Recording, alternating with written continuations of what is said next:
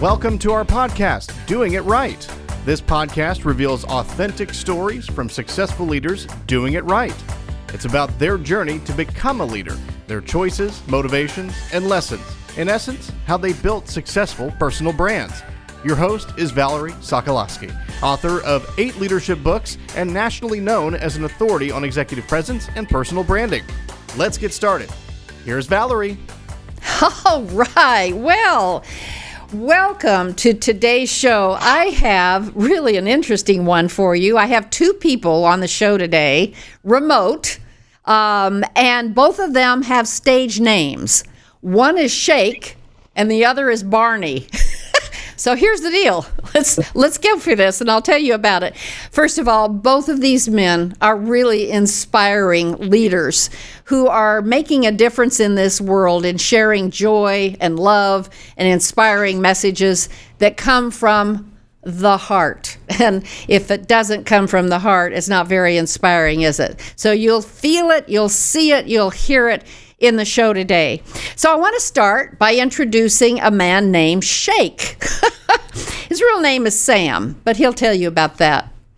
Shake Anderson is Mr. Soul. Mr. Soul. He is a songwriter. He is a singer. He is a multi-instrumentalist. Shake was born in Louisville, Kentucky, and he started touring at the age of 9 years old. He developed and is continuing to develop a sound that is just so raw and gritty and full of emotion because it comes from his experiences and what he sees in the world and what he feels in his heart. And as Carey, who's also going to be in the show today, has told me about Shake, because I haven't met him until now, you cannot listen to his music without feeling it. And that, ladies and gentlemen, is the sign of a good musician. So we're going to hear from Shake. And then we're also going to hear from Carey Stinson, who was Barney the Purple Dinosaur. But Carey Stinson now is really taking off with his career in terms of being a fine art photographer, really a fine art photographer. He is calling his company, which has been around for quite a while, he calls it Carey Stinson Creative, and that's exactly what he is.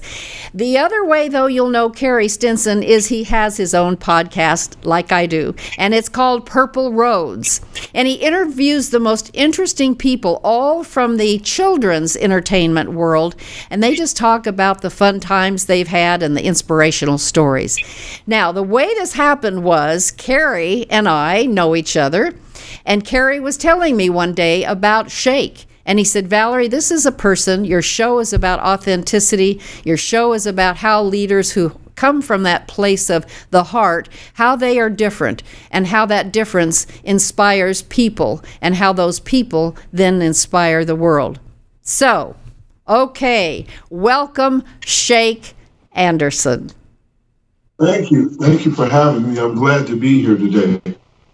You know what? You just look great. You're right there in authenticness with your pictures of your family and a keyboard behind you. And you know that I'm going to ask you in a moment to sing and to play however you want to do that. So stay tuned. But I want to start by asking you a couple of questions.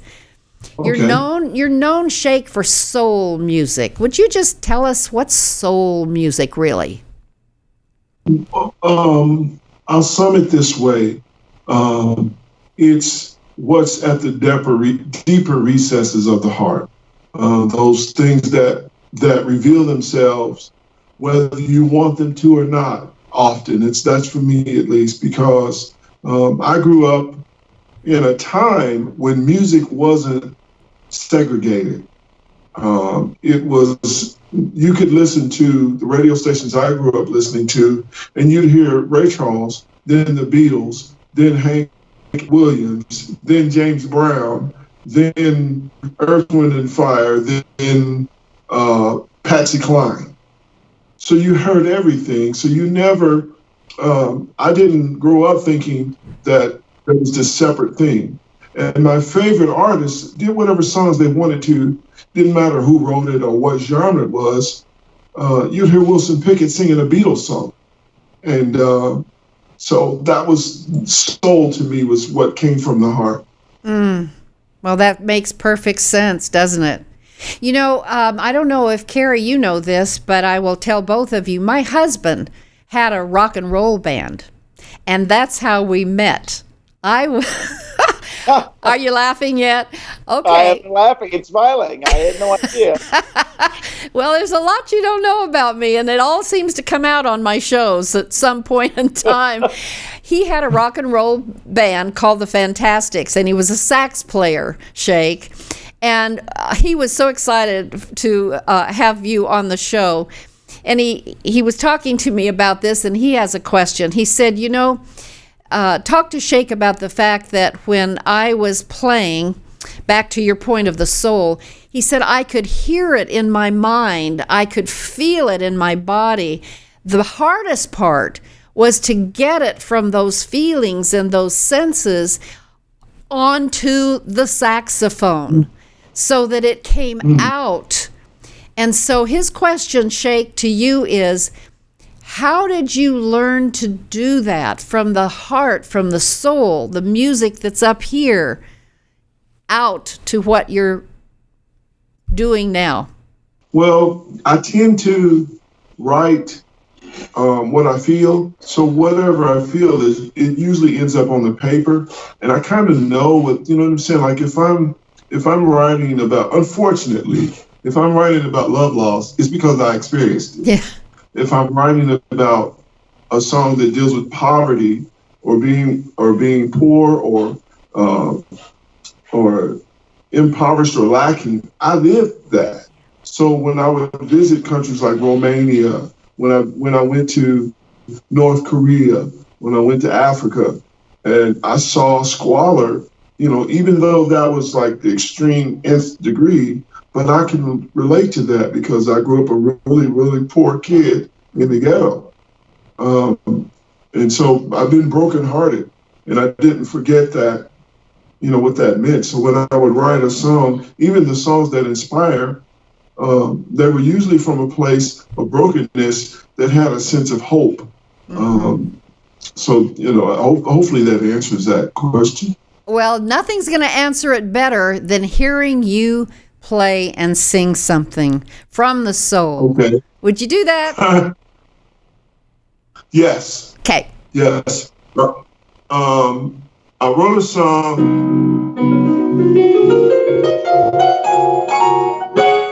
Can you hear that? Yep. You can't hear me up here? Huh? We can hear it.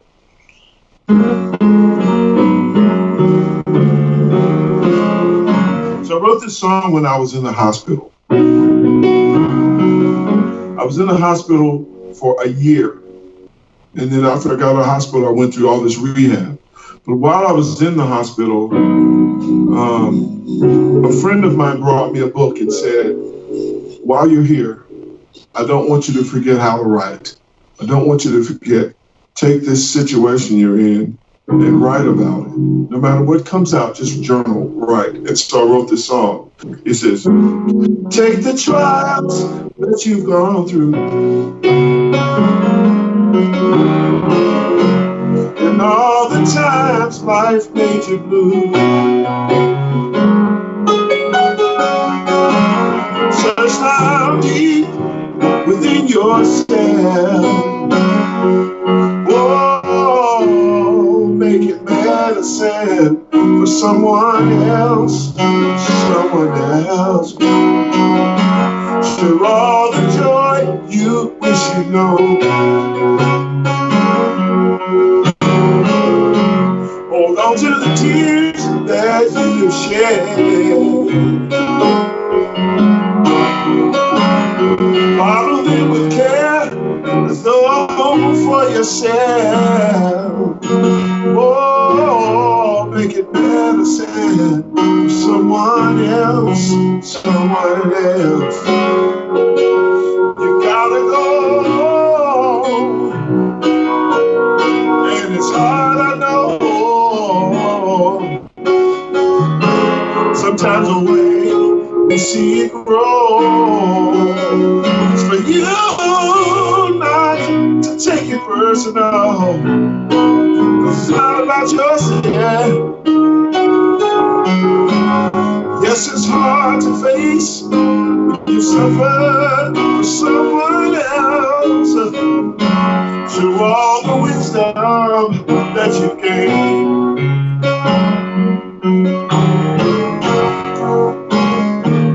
And all the lessons learned today. Take those trophies, take them off the shelf. Oh, make it medicine for someone else, someone else. Oh, make it medicine for someone else, someone else. You. Make it medicine for someone else.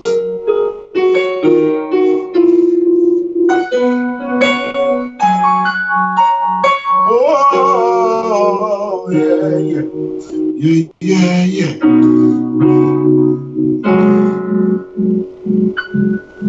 Oh my gosh. Congratulations. I could hear. Oh. I mean, this is being recorded, I think, on your phone. And yet Yes. that whole soul of you came through. Your voice was perfect. You play the guitar often, I know, as well. Let me ask you about that song. And then I want to ask Carey about how he met you and has come to be such an admirer. I can see why. That song was very deep, and you said it came from being in the hospital for a year. Yes. Tell us about that. I went in the hospital June 2nd of 2004, and I didn't get out until May of 2005. And I went through a year of rehab after that. But while I was in the hospital, I got so depressed. I was so sick. I was sick for so long. And I got depressed, and I thought, well, I'm never going to get out of here. And people would come by, and you know how people come and visit you in a place, and you're not your best. You're not even close to it. You're not even what you remotely used to be. And they don't say that, but they look at you, and their eyes tell you everything you need to know. And I remember friends would visit me, and they were trying to be positive. They were trying to be hopeful, but their eyes always said, "He ain't getting out of here. Yeah, it's over." And so, a guy that I loved with all my heart, his name is Joel, a younger guy. He was like a little brother to me. He came to me, and I'd been there about 3 months at that point. And he came in one day, and I'd just gone through this, one of the surgeries, when they opened up everything, And I was just coherent enough to hear him say, Sheikh, I love you, and you're going to get through this. And when you get through this, people need to hear about what you've gone through. And so it may have been a week or two later, I looked over on that little table and I saw that book. And as best I could, I started writing it. And this song came out of it. And it came out of it because, out of all the things that I've ever wanted in my life was I've wanted to be impactful. I've wanted to be a person that meant something to more than just myself, to my community, to my people, to the world, period, man, I wanted to be something more than some dude that, he lived, he occupied space on Earth, he ate food, he got fat. I didn't want to be that guy. I wanted, in the course of my life, I hope that everybody wants to do something meaningful with their life. But anyway, so I wrote this song, And as a matter of fact, it opens up the very first thing it says, take the trials that you've gone through and all the times that made you blue, search down deep within yourself, and then make that medicine for someone else. Everything we've gone through, our troubles, our pains, everything about our lives, we usually filter those in some kind of way. And it can either be good or it can be bad. I could filter those things and be a negative person, or I could filter those things and be part of the cure. And that's what I'm trying to be. Not trying, Shake, you are. Carey, this wonderful man, we both know, is famous. I mean, Shake Anderson plays all over the world. He mentioned a few countries that he was in, and still is traveling when he can to all of the places that he's being hired to share his music in. He also has a show every Sunday morning, I wrote it down, called The Soul Church. The Soul Church on Facebook Live. So knowing that this man is well known, he's been in movies and all of that. How did you meet him, and what would you say about him? Well, first of all, Valerie, you can tell I can't stop smiling. I'm just listening to that man's voice makes me smile. Yeah. The funny thing is I didn't know anything about him. I went to a place in Richardson to meet some friends, and he happened to be playing on stage that night. And obviously I heard the voice and I was blown away, but within I'd say an hour and a half, I saw him cry on stage. I saw him walk off the stage and preach to the audience. And then at the end of the night, he was so emotional with the song, he was clapping, walked off the stage. I looked at my friend and said, is he coming back? So I don't know. And he never came back. And I said, I've got to meet this man. And we just kind of hit off an instant friendship. And I love people that inspire. I love people who, as he just in his own words said, wants to do something with his life and authenticity. He's the most authentic person I've ever met. So we've just built up a friendship that I cherish. There's nothing more important in this life than to have people who I call, in terms of personal branding work that I do, your brand ambassadors. Those people that have you top of mind when good things happen, when opportunities are there that person would be able to fulfill. Relationships. So what a special friendship you two have. And Carey, you too are extremely authentic. You went from being Barney the Purple Dinosaur, and you were gracious to be on my show some time ago as Barney the Purple Dinosaur, and you told all about that. And so I'm not going to go there now because people can go back and watch that show. But what that taught you was the meaning of, as Shake said, purpose. Why are we here on this earth? So tell us about Purple Roads, your podcast, and how that came to be, and what you are enjoying most now sharing with the world on your own podcast. Well, with Purple Roads, I bring on a lot of people from children's entertainment and even pop culture. I had such an amazing experience playing Barney for all those years. And I learned so much. I experienced so much. And I thought, there's a lot of people that have done this as well. And I want to hear their story. And, in fact, it's been the same thing with Shake. As you talk about his career, I learn so much every time. Like Valerie, I don't know if you know that this man used to do commercials and jingles. And there's one, I'm going to put him on the spot here, but there's one, because we're Texas, but there's one from Dr. Pepper you may have heard before that this man sang. What is it? So are you asking me to sing? Yeah, what is it? What is it? You know I am. Okay.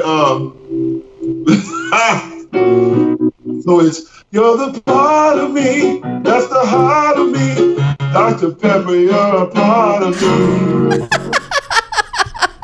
That's awesome. Would you sign an autograph for me on that on a Dr. Pepper can when I meet you in person? That is incredible. Shake, I have to ask you. Go ahead. No, sorry, I was just going to say, Valerie, so you see what I mean? When you get to know people, you learn more about them. And that's why I started my podcast. And that's why I walk up when I meet someone like Shake and I got to know more. What are Carey, on your podcast, which is so fun? I mean, it's so fun. All the guests obviously have great stories. What have you learned the most about shifting your career? I mean, you're doing photography, fabulous photography. You did Barney. That was a fabulous time in your life. Now you're doing this successful podcast called Purple Roads. What have you learned so far in doing the podcast, you personally? I have learned that you can never stop growing. I have learned by never accepting the word no. You know, I have contacted a lot of people that I wasn't sure they'd be on my show, and they have, and I've got these amazing stories out of it. Yeah. And, you know, I think I've just learned more about the positivity of love. I have seen some unbelievable things talking to these people on my show. And so, you know, I just keep challenging myself, and, you know, you never know where you're going to go. What a great podcast we're having today. You know, I once in a while I go back and kind of read what I wrote in one of my books. And I was flipping through Do It Right, from which Doing It Right, name of the podcast, came. And I had put a quote in here. It was a chapter talking about tips for being savvy leaders. And here's the quote. See what you two think about it. Treat people as if they were what they ought to be, and you help them to become what they are capable of being. And that's by Johann von Goethe. That's Absolutely. Isn't that great? Wow. Amazing, yes. That's what you're doing. Shake, I don't know if Carey told you this, but I always want my guests to leave us with your words of wisdom, your lessons learned, those things that you have a 12-year-old son, I know, and the kinds of things you would tell him about life. Like, what are the lessons learned that you would leave with the audience? Can you give us a couple of those, we call them teachable points of view, because you're teaching others all the time. Well, the first one would be something that I was always told. I wish I had been told when I was young, but unfortunately, I was around quite a few people that were kind of negative influences. But when I started to try to really do this thing called music and life, I had one person in particular tell me, you'll never know what you're going to become until you become what you'll never know you're going to become. So keep dreaming and keep believing that you're going to get wherever it is you want to go. And I say that because I'm 56. Last year I had a record hit the pop charts. Woo. 56.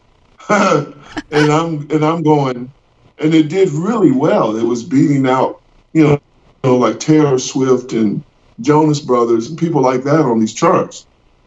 And I've always been a believer that, you know, everybody has a voice that comes around in season.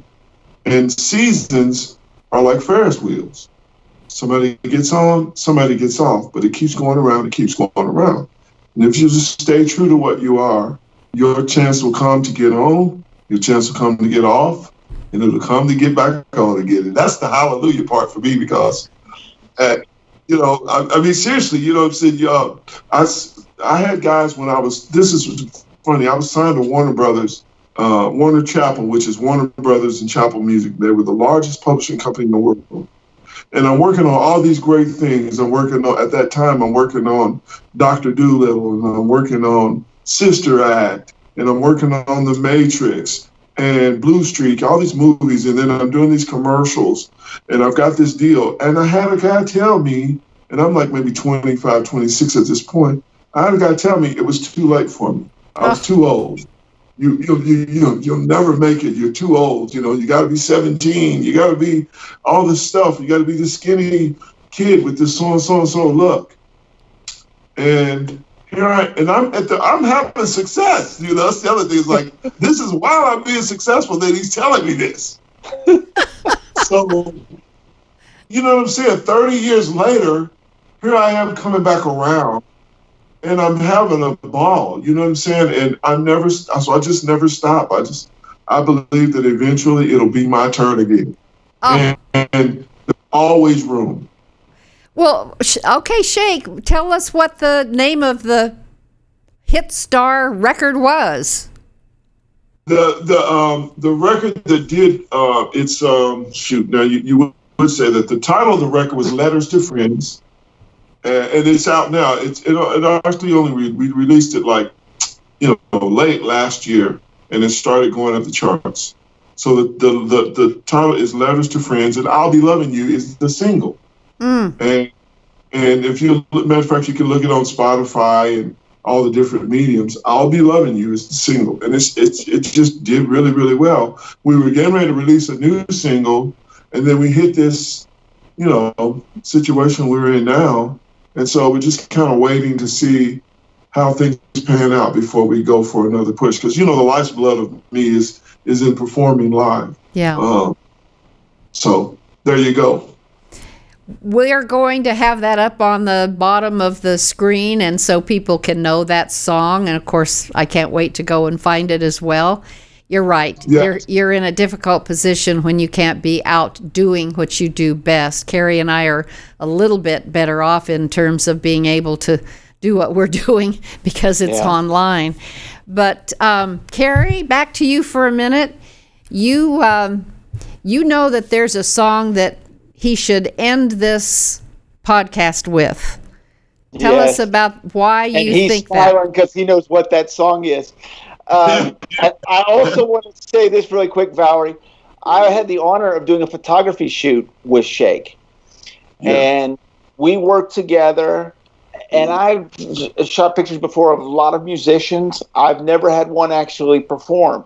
The man kept singing and playing during the whole photo shoot. And it's one of the best shoots I ever had. So I'll have to send you some pictures to see that too, because it's really amazing.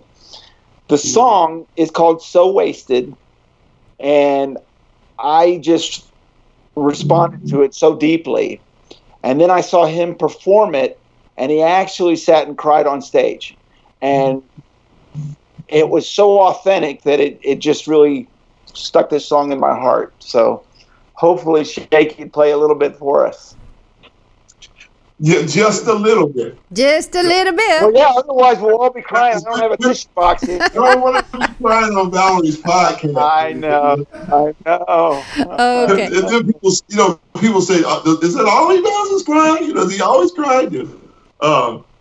But then, this song's been, first of all, a lot of the things we do are for ourselves. To me, that's how something is successful. If I test something and it works on me, then I believe it usually will work the other way. So this is a song. It's on the Advice for the Kind-Hearted record. It's called So Wasted. And here we go.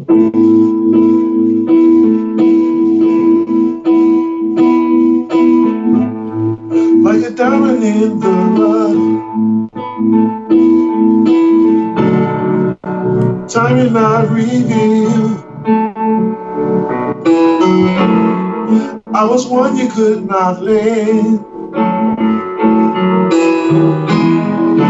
You're lonely hard to feel.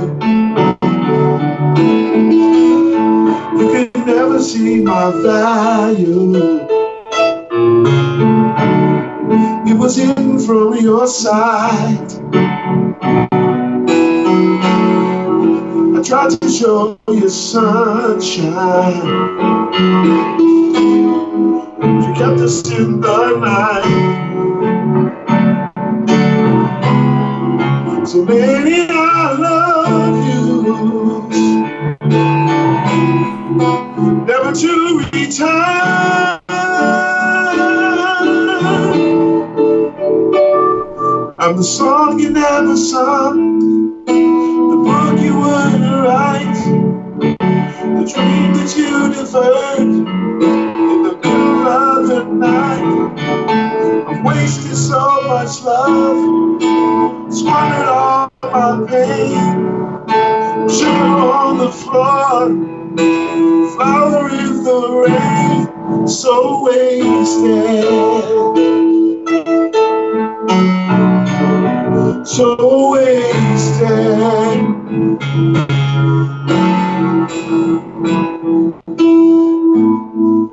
We could have been much better. We could have been the best. We should have been contenders, but we never took the test. So many I love you, never to return.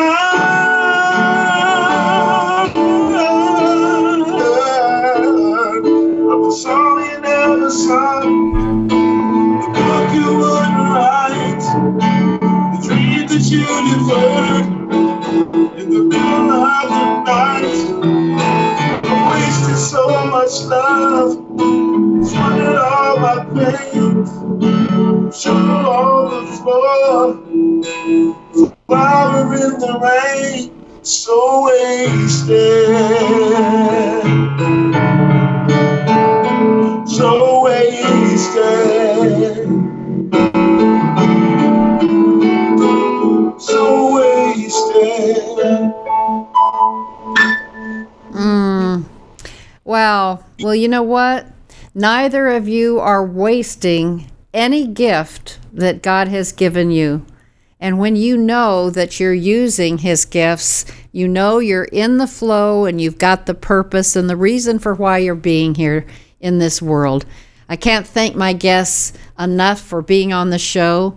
And you'll see on the screen where you can contact Shake. You can also watch his Sunday show called The Soul Church on Facebook. You can look at Carey's wonderful photography at Carey Stinson Creative. And for sure, tune in to his podcast, Purple Roads. Thank you for being with us today. It's been incredible. And if you've received a blessing today, I'd so appreciate it if you'd share the podcasts with friends and with colleagues and business people. That's the only reason we're going to keep going, is if we know that people are subscribing and sharing. So that's the drill. If you'll do it for me, I would appreciate that. So here's my Valerieism for this time. You can only do what you do if you know who you are. That's your personal brand. And why am I mentioning that today? I don't know. It just seemed to be that during the time of reflection and a period in our world where there's been a lot of at-home time, many of my colleagues, many of my friends and peers and clients, and me included, we've all had really more time than we wanted to reflect on who we are. And I hope that you have. Many times I'm hearing people say, you know, I never had a chance to just sit down and have quiet time with myself, or have a devotion, or take time to learn something that I want to learn. It is a little bit about my time, isn't it? And that's okay. I'll tell you a quick story about when I really got that urge to just put it out there to say, you know, just be real, just be authentic. And of course, now you know the passion behind that with my podcast. But here's the deal. When I started my career, I was going on the tour as a professional speaker. And I had my eyes always on other people, Oh my goodness, I'd go to the conventions and I'd hear these fabulous speakers, and they were so polished and they had just the right tone and just the right pauses, and they always got standing ovations. And I yearned for a standing ovation. I thought that would just be the ultimate. And I found myself trying to copy. Well, if I just do a little bit more of this because they did it, or if I look a little bit more like that because she does, and so forth. One day, my wonderful assistant at the time, Susie, said to me, she almost got angry. She said, Valerie, and she pounded her fist on the table and said, why don't you stop looking at everybody else and just be who you are? That was a pivot. And it just struck such a deep place in my heart. I never again, ever looked at, I've got to be who somebody else is. And I don't want you to either. So there's a scripture, actually, that I'm going to leave you with that says, be still and know that I am God. And the reason I'm leaving with that with you is because it starts with the word be. And I've learned to take each of those words and just stop and pause on them. So the first word, be. Sometimes I just say, Valerie, just be. And then just be still. Ooh, Valerie, stop. Just be still. Be able to listen more. And then be still and know. Oh, yeah, I do know some things. What should I be knowing? Be still and know. And then be still and know that I am God. And He's going to take us through whatever it is, our challenges today. That's my Valerieism. Until next time, bye. Thanks for listening. To receive Valerie's voice, free monthly leadership tips, and to learn more about her leadership programs and coaching, visit her website, valerieandcompany.com. Next week, we'll be here again to inspire, engage, and equip you with teachable points of view from successful leaders who have been doing it right. Until then, lead authentically.